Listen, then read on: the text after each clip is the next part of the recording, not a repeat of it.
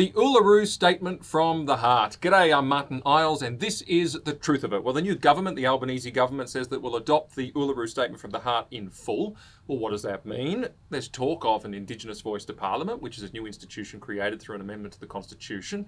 That would require, of course, a constitutional referendum, a majority of voters in a majority of states to get that done. There's talk of what they say makarata, I hope my pronunciation is okay, which is a treaty or multiple treaties between the government and Indigenous peoples.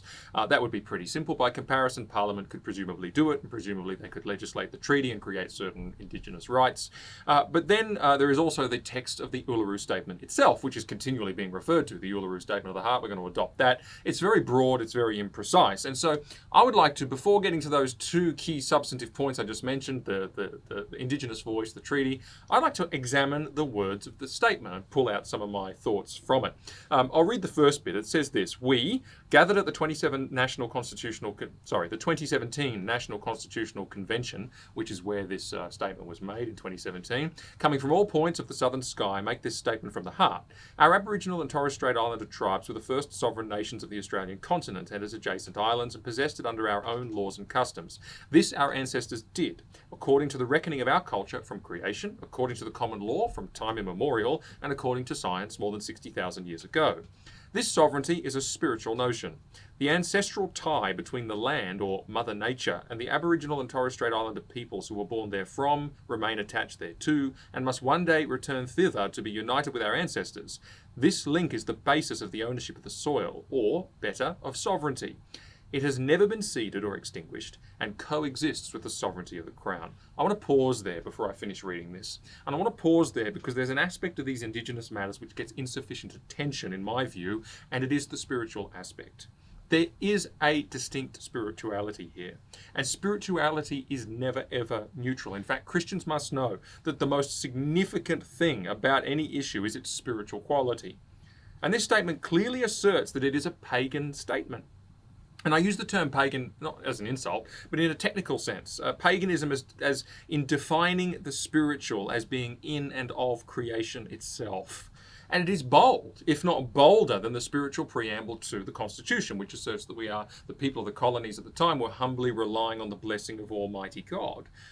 Spiritual frameworks are not neutral. Paganism is very real. Its spirits are real. The realms into which it dabbles are real. Dreamtime spirituality is quite a serious thing, which I think we just fail to take seriously. And we say, oh, well, it's cultural and it's some kind of white supremacy to speak against it or to criticize that aspect. Well, of course it isn't. It's a spiritual issue. I know not just in theory, but through very revealing conversations that I've had with Indigenous Christians who have been tied up with all of this stuff, with the Dreamtime spirits, the witch doctors, the animism, and all that kind of stuff, more besides. I want Indigenous people to be helped and advantaged, and it's precisely why I have to critique this aspect of the culture. And there's no harm in learning things from different cultures, and I think this is one thing that we can constructively say about Indigenous culture. A major concern I have, therefore, with some of the advocacy in this space is that in the name of cultural preservation, they actually seek to keep Indigenous people in paganism, and they treat, say, other faiths, like particularly Christianity, as some kind of colonial influence to be repelled and fought off. This is a spiritual fight there. It's quite real. The reality is as well that people fail to acknowledge a huge number of Indigenous communities have actually adopted Christianity and are Christian communities. And as a side note, this is also why people like me do find it difficult to get comfortable with welcome to country statements. It's why I've never been able to bring myself to make one. And even though I acknowledge the Indigenous heritage of Australia and have no actual conceptual problem with it, but this intrinsically pagan concept of spiritual land may well be implied in welcome to country. So it's just not something I've been able to do. And it's a bridge too far for me. Because nothing spiritual is neutral. 1 John 4, do not believe every spirit, but test the spirits to see whether they are from God. Anyway, continue with the statement to get into the substantive guts of it. It says, how could it be otherwise? That peoples possessed the land for 60 millennia, and this sacred link disappears from world history in merely the last 200 years. I think that's possibly hyperbole. I mean, it's probably never been more prominently asserted in history and society at large. The education curriculum includes it every single year, place names, national days, or welcome to country I just talked about, and so on. It's kind of ubiquitous. Anyway, they go on. With substantive constitutional change and structural reform, we believe this ancient sovereignty can shine through as a fuller expression of Australia's nationhood. Proportionally, we are the most incarcerated people on the planet. We are not an innately criminal people. Our children are alienated from their families at unprecedented rates. This cannot be because we have no love for them. And our youth languish in detention in obscene numbers. They should be our hope for the future. Now here, finally, we agree on something. I and the framers of this thing agree the condition of our Indigenous peoples right now is a dreadful thing. It demands our close attention, our sincere efforts, and it is not good, and it's not good enough. Carrying on, these dimensions of our crisis tell plainly the structural nature of our problem. This is the torment of our powerlessness. We seek constitutional reforms to empower our people to take a rightful place in our own country. When we have power over our destiny, our children will flourish. They will walk in two worlds, and their culture will be a gift to their country. They go on to establish the First Nations voice to Parliament enshrined in the Constitution. They go on to call for this Makarrata Commission to supervise the process of a treaty. And then they conclude, in 1967 we were counted. In 2017 we seek to be heard. We leave base camp and start our trek across this vast country. We invite you to walk with us in a movement of the Australian people for a better future. So you can see the notion that adopting this statement in full could mean a lot of things. The Declaration of Sovereignty, for example, if that were to be seriously enacted in law, what are the consequences? Will they be beyond measuring? So I can't imagine that's going to happen. But then there's the Spiritual Declaration, and I raise that because I think it might not be the end of it. Is a statement of pagan spirituality going to appear in a constitutional amendment? I sure hope not. That would be something that you'd have to resist. There are two things which are clear in terms of what this could mean, however. First is the Indigenous voice, it's in there. Second is the treaties, and that seems to be where the politics of this is going. Regarding the Indigenous voice to Parliament, what that means is that you change the Constitution, and currently the Constitution defines three limbs of government: legislative, judicial, executive. In the legislative division, it then sets up the House of Representatives and the Senate, the Parliament, and they create laws. In the judicial division, it sets up the courts. And in the executive, it vests executive power in the Queen, exercised by the Governor-General. And so the idea is to make a new institution, the House of Reps, the Senate, and something else in that legislative limb, which is an Indigenous voice. Some kind of body populated by Indigenous representatives with some kind of office and some kind of influence as yet undefined. That's the Indigenous voice. Then regarding the treaty, or Makarrata, it could be one of several treaties, or it could be a single treaty. The content is undefined, the mechanism is undefined. One could speculate that the treaty might be enacted as a piece of legislation, which creates certain legal rights and interests on the part of Indigenous groups vis-a-vis the federal government. Now, I want the best for Indigenous communities, and I want their lives to be better, and I want real improvement in this area. And I sympathise with many of the concerns that some of the legitimate concerns that underlie some of those who look on this process with a certain affection. But I've got to tell you, it makes me a little nervous. And I'll explain to you why. It's not because of the prospect of enhancing Indigenous affairs. It is first because I do not trust the people who would be putting this together. Second, because I do not like division. And third, because I think that the actual solutions to the problem are far less grandiose, far less political, far less about votes and institutions and Canberra, and they're much closer to the ground, and they're much more coalface, and they're much harder and grittier and longer term. Regarding my first concern, trust, I don't trust these political types to avoid smuggling in two agendas, and they are the two agendas of the critical race theorists. First, to permanently divide people on the basis of skin colour. Okay? Second, to implant some kind of trouble, some kind of cancer into an otherwise good system, to corrupt it and to start to tear it apart long term. That is their MO. That is how they work. They divide and they are cancer, gnawing away at good things and bringing them down. Look at the USA. This issue of race relations is destroying the country because of these critical race theorist people. Look at South Africa. It's gotten into the institutions and the culture where it is destroying the country. And here's the thing. Australia does not have a cultural awareness of race relations in the same way as other countries, because we were, up until 10 years ago, probably still are, let's be honest, but it was even better 10 years ago, the most successful multicultural country on the face of the planet. And nobody cared about race.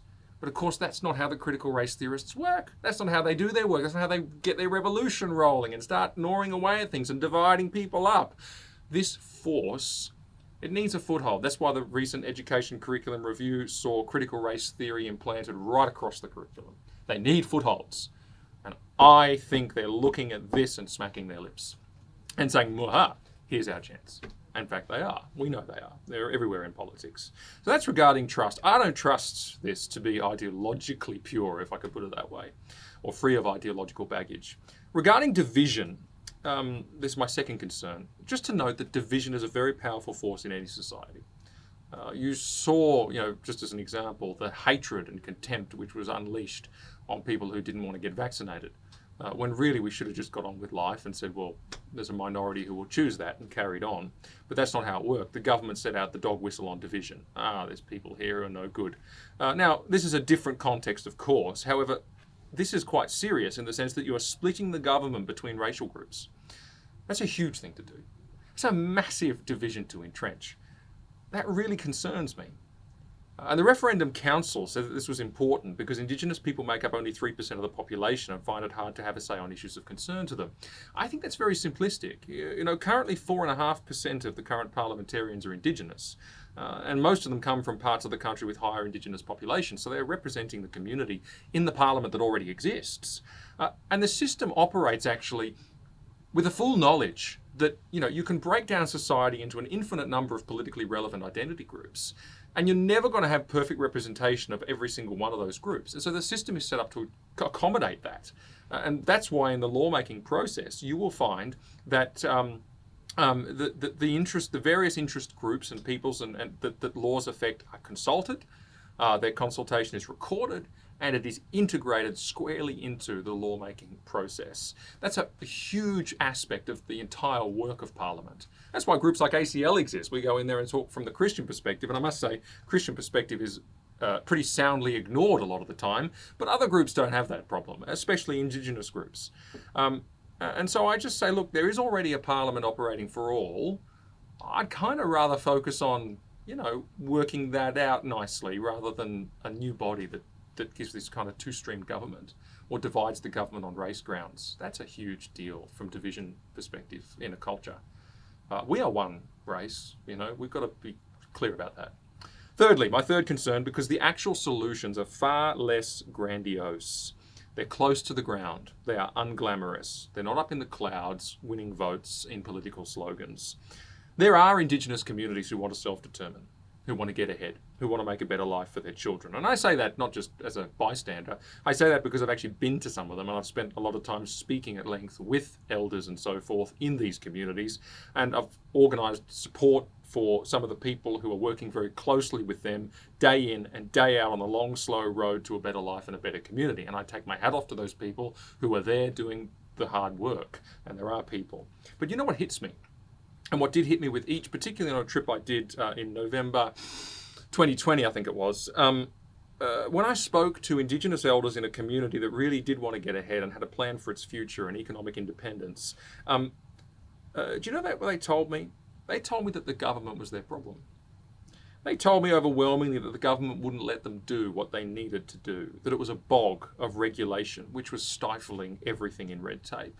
And they told me story after story which would put your hair on end in terms of this mess of corruption that is the government institutions which are administering Indigenous affairs. And it's because they're so full of money, they don't know what to do with it, and money, like a honeypot, attracts bees, it will attract corruption. And the stories would put the most dysfunctional developing country to shame in terms of corruption. And these people are infantilized on leashes. They don't even own their own land. The land's council owns it, which is not the same as the people owning it. And they're on a leash, and their dependency is entrenched, and they can't break free of it. They tell me that the government is the problem. And the things that I saw, if that stuff was happening in major cities to influential people, it would be all over the news, but it's hidden in the outback. And these communities, they want to do better, and they need support to do better. And they need support, however, not from bureaucracy, but from people who care. These communities need, frankly, missionary types. Those who are on the ground, living a life of sacrifice with a heart for the welfare of the people and the necessary connections to get the help that those people need to advance. then they need to be given the freedom to pursue what they need to pursue, and they need to be allowed to take responsibility for their destiny, free from the shackles of government bureaucracy, rules, lawmaking, and frankly, corruption. The government needs to let good people do good things. It needs to incentivize them if possible. We need a generation of people who are prepared to go into Indigenous communities and do the personal work of help. The hard, the gritty, the long-term, the slow work. As missionaries used to do. That was a big part of what they did. I'm not saying it should be the same, but I'm saying something like that. And that's what hits me when I go to these communities. I'm encouraged, so encouraged by how many good people are doing good things in these parts of the world. But I'm also discouraged by the overbearing presence of government, regulation, and ineptitude. So the problem is possibly more top-heavy, and the solution is more bottom-heavy. And we're getting that pretty wrong here. Finally, before I close, if we are really trying to find a baseline from which to advance all of this, if we're really trying to find a way to reset the relationship, to start afresh with a right view of things and a vision, there is one solution only. And it's the radical Christian idea which changes everything, which changed the world. It is forgiveness.